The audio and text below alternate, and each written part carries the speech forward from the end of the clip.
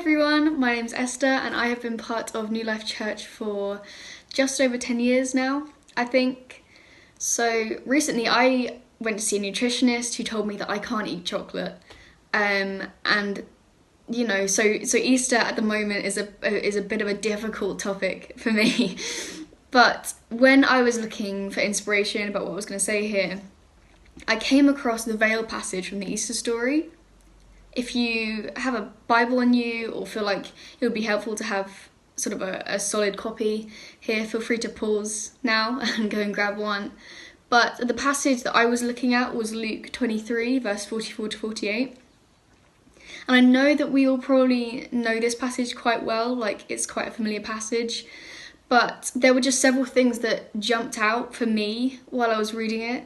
The first of which was that at this point, Jesus is not subtly hinting or like leaving clues for someone else to decipher. It's just a really clear, obvious statement and like a declaration of God's will, like what God wants at this point. And I'm not going to go super into detail about the history of having this curtain, but dating right back to the time of Moses, there had been a division between God and his people. And only the very elite priests could kind of be in contact with him because of the sacredness of God's presence. But in this action, Jesus just like takes this divide right down the middle. And he doesn't just fray the edges or take the corner off. He divides it right in half.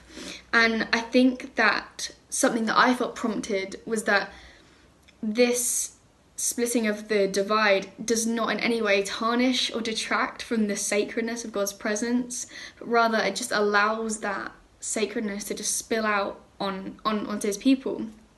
So at the moment, you might feel that God is distant in some way for you, or that in this period of uncertainty that we're in right now, that there is a wall between you and God.